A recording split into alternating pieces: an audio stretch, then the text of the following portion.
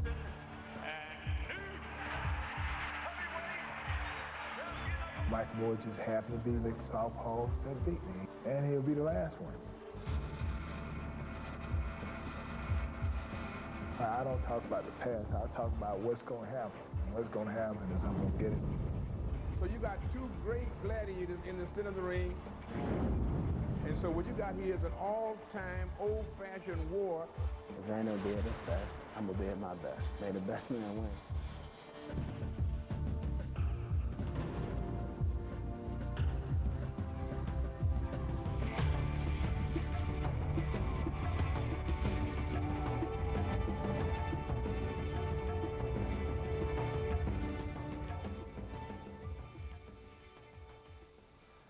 I'm Steve Albert, and I'm standing outside of Evander Holyfield's new 54,000 square foot mansion in Atlanta, Georgia. Welcome to Holyfield versus Moore 2, the road to the rematch. With his two recent upset victories over Mike Tyson, Evander Holyfield has perhaps become the most respected, most revered athlete in the world today. But now, rather than rest on his laurels, the three-time world heavyweight champion is seeking to become the first in over 10 years to unify the division. But in order to do so, he must defeat the only opponent he has never beaten, former light heavyweight title holder and now IBF heavyweight champion Michael Moore. In the course of this show, I'll be with Evander Holyfield, and I'll be joined by my co-host Ferdy Pacheco across the country in Hollywood, California. Ferdy? Thank you, Steve. We're here in Hollywood, a short distance from the gym where Michael Moore is training for his heavyweight championship unification bout. We'll be talking to Michael a little later in the show, along with his trainer, Freddie Roach. Thank you, Ferdy. To begin, let's go back to Holyfield's last fight for one of the most bizarre moments in heavyweight history.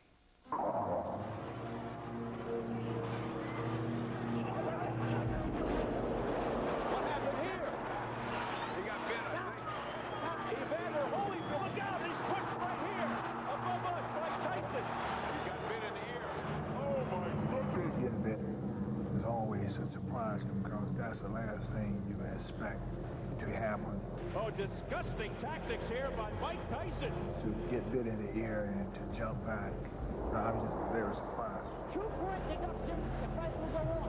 And I felt that the whole purpose was to get me out my game and to make me go toe-to-toe and just be over-aggressive and get reckless. He bit him again. He bit him again. I was a little bit more composed the second time because I realized that this guy did it again, and he doing it for a purpose. And you'll believe it. Oh, well, this is getting stranger and stranger. The big thing is being bit. It was such a pain and such a shock, something that I would never expect to happen. We're getting to see strange things happen in boxing. Evander, going into the first bout since the incident, will it have any psychological effect on you?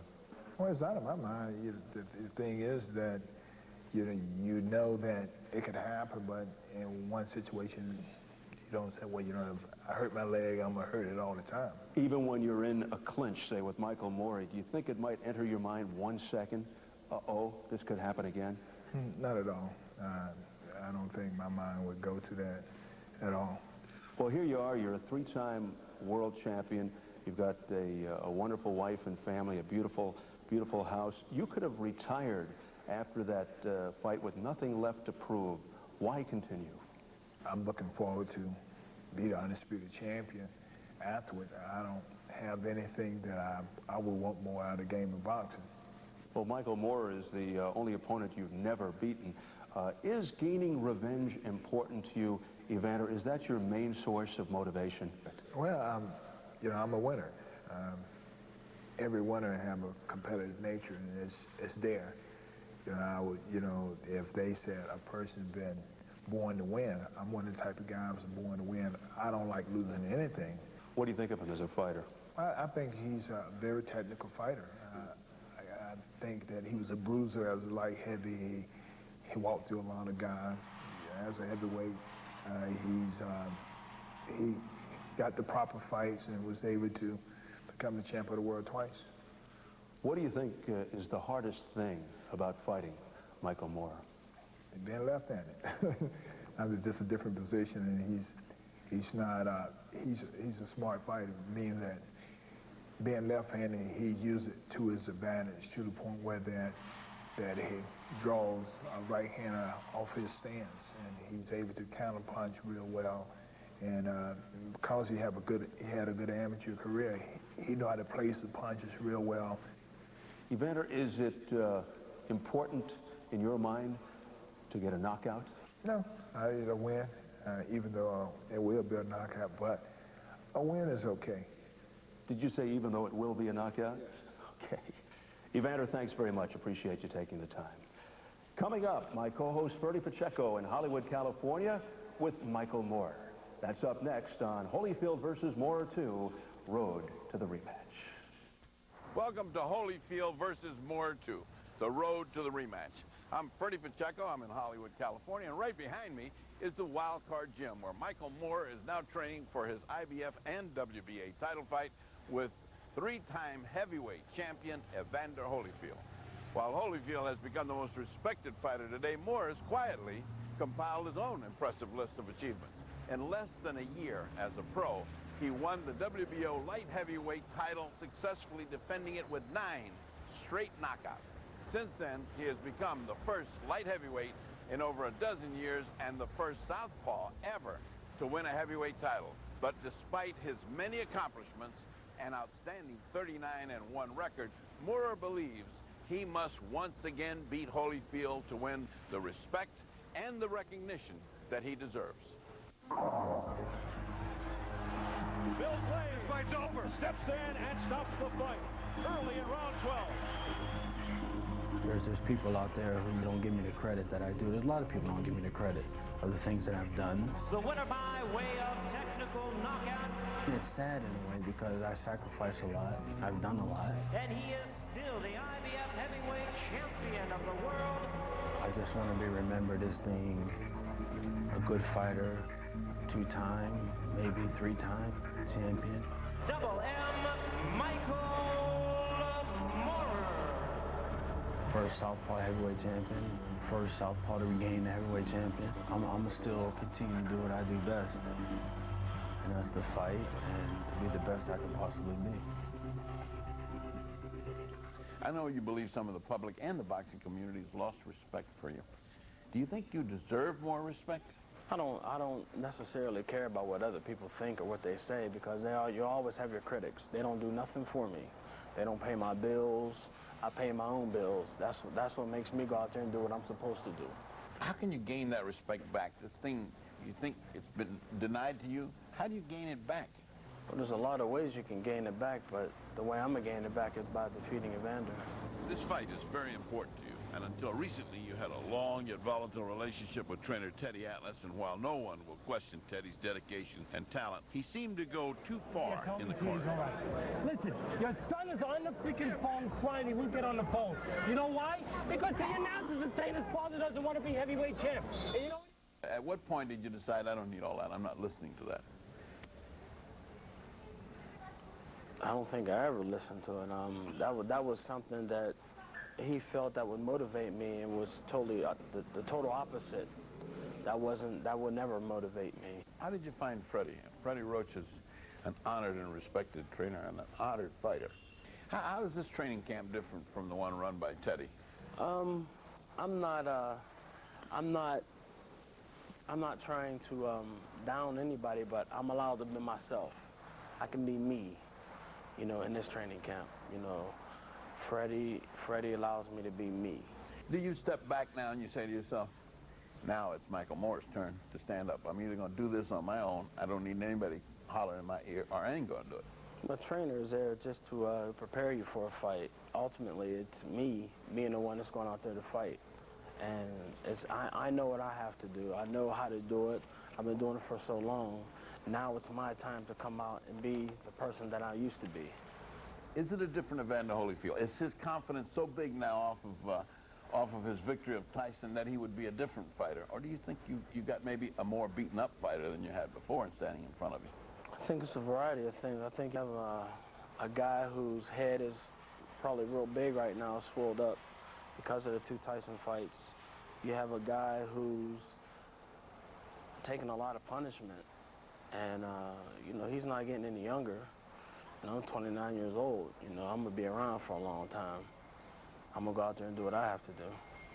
All right, let's get down to the nitty and the gritty here. The bottom line is, what do you think as far as the prediction in this fight? How's it going to go? What do you see? If Michael Moore goes in to the fight as being prepared 100%, mentally, physically, I should be able to knock Evander out. Thank you, Michael. What happened when these two fighters last fought?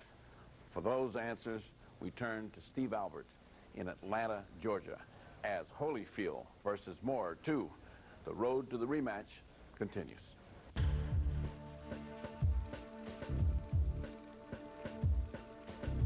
The keys to this victory are for Michael to use his jab. The jab from the southpaw stance gives Evander a lot of trouble, and that jab will open up all the combinations that will come behind it. Another key to winning this fight will be the body shots. When Evander does throw the right hand, I believe that he comes over himself a little bit and kind of lunges and throws that from far away. He kind of goes for the home run a lot. If Michael can make those long shots miss and slip to them, and the shots will be right there for him.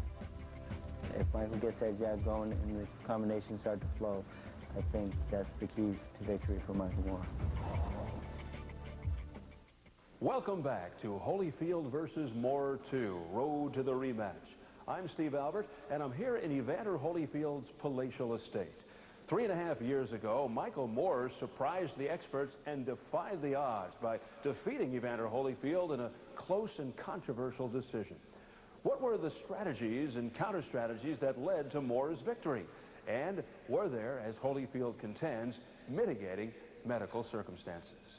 Well, I hurt my shoulder in the Red Bull fight. I strained it real bad. They said he had a bad shoulder. I think the type of person Evander is, if it was something wrong, he wouldn't have took the fight.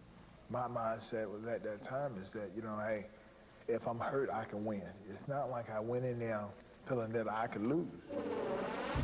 Right from the opening bell, Moore took control of the fight with his right-hand jab. He can't fight a southpaw. I think I was beating him with my jab. It wasn't bothering me, but it was keeping me at bay where I just couldn't walk in on it. I mean, it was a good stiff jab, and it was quick. My jab was always in his face. He couldn't do nothing about it. And, you know, come the second round, I realized that he was getting confident and I was going to catch it. I think I was trying to throw a bomb with the uppercut. And I lifted my head up and he caught me with a left hook. It was a quick knockdown. It wasn't what you call a shot that really hurt him real bad. It was a shot that caught him off balance but got him down. I just didn't have enough time to really get on him, and then the bell rung. But after that round, I didn't have nothing left in my shoulder. Despite Holyfield's claim of a bad shoulder, after 4 rounds, 2 of the judges had the fight even. Then, in the 5th round, Holyfield sustains a cut over his left eye. I remember him bleeding. I remember seeing that his eye was cut. That was my second time being cut at that time, and I realized that the cut don't bother me no more. It's like, hey, it's blood and it got hit. I think I was trying to focus on throwing my jab and throwing some hooks up to the eye just to try to open up the cut more. As the bout progressed, the rounds were close, but most ringside observers were giving Moore the edge for his dominating jab. Evander can't fight backing up, especially a southpaw. I was trying to survive with one arm, which I threw a lot of right hands trying to catch him because my left shoulder was hurt. He was able to jab over my shoulder because I couldn't do anything. I couldn't get my arm up in time. And I actually just really robbed myself because I was just trying to do enough to get by. Entering the 12th and final round, it was clear whoever won this round would emerge the winner. I wanted to be convincing. You know, that was Vegas, and I didn't know he was the champion. I didn't know if they were going to give him the decision because he's Evander, and I was just a #1 contender trying to get the title. You know, I wanted to make it convincing for myself anyway. As soon as the bell rang, I Shot my hand right up. I knew I'd won. I guess the strangest thing in that fight is right at the end, he raised his hand like he really did something. I finally got angry, and I knew I had enough energy then to really get it, which made me feel bad. For the winner by majority decision and new heavyweight champion of the world. That's what I wanted to hear. And that's the best thing to hear. And the new, and your name being right after that. And I like that feeling. Soon after the bout, Holyfield was rushed to the hospital and days later misdiagnosed with a heart attack. But to this day, Moore believes the controversy over Holyfield's health robbed him of the glory of his greatest victory. He was a beaten fighter, and everyone saw that. The face was all swollen.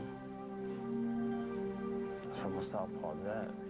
So there was something, they had to say something, you know, to tarnish my victory.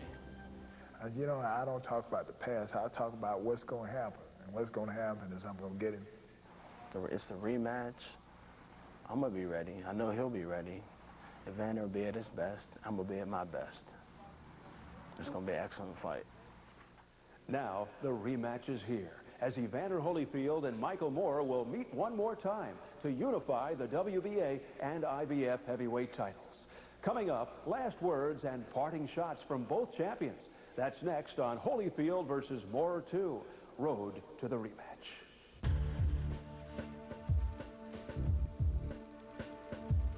This is champion versus champion. It's a pure six brawl, a knockdown, drag 'em out fight. It ain't gonna be nobody giving in. No one is gonna get a free lunch here. And so what you got here is an all-time, old-fashioned war. We're gonna get it on, and it's gonna be an awesome, devastating, great event of boxing. It's gonna be super sensational. Welcome back to Holyfield versus Moore 2, the road to the rematch. The bout between Evander Holyfield and Michael Moore for the WBA and IBF heavyweight titles is filled with a myriad of storylines. But as these two champions train for their rematch, it is ultimately a battle for revenge and respect. For in Holyfield's quest to unify the heavyweight title, he must exact his revenge against the only opponent he has never beaten. While Moore knows only another victory over Holyfield will earn him the respect that has eluded him for so long. He knows he can't compete with my style. My style is being a left-handed fighter. He tries to make everyone believe that he can. I know he can. Michael Moore just happened to be the southpaw that beat me. He's the first one that ever beat me, and that's fine. And he'll be the last one. I know what I have to do. He knows what he has to do. I'm gonna go in there, I'm gonna win the fight.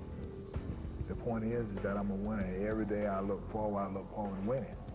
He just happened to be in my past, and I got to go through him instead of around him. I believe Holyfield will be able to dish it out. I know that Holyfield can take it. Michael Moore will have to dish it out. I know that Michael Moore can take it. So who's going to be the most enterprising? Who's going to have the best strategy? Who's going to want it more than anything else in the world? When heavyweight champions Evander Holyfield and Michael Moore meet to unify the WBA and IBF heavyweight titles, they will headline a night filled with other championship fights. Philadelphia's WBA cruiserweight champion Nate Miller looks for his 8th straight knockout against former champ Fabrice Tiozo. Three-time champion, the pride of Puerto Rico, Wilfredo Vasquez defends his WBA featherweight crown. And the punishing Uriah Grant makes the first defense of his IBF cruiserweight title. All of these bouts will, of course, be followed by the rematch between Evander Holyfield and Michael Moore. Any last thoughts about that fight, Ferdy? This fight depends upon one factor and one factor alone, which fighter shows up. If it's Holyfield, will it be that perfect fighting machine we saw with Tyson, or will it be the tired, physically exhausted Holyfield that we saw against Moore? As far as Moore is concerned, is he going to be the devastating knockout artist that he was at the beginning, or is he going to be this guy that lays back and can't focus on a fight until the final bell? If the best of both shows up, we're going to see a great championship fight. Thank you, Ferdy. Don't miss Evander Holyfield versus Michael Moore live on pay-per-view. I'm Steve Albert, and for me and my co-host, Ferdy Pacheco, thanks for watching Holyfield versus Moore 2, the road to the rematch.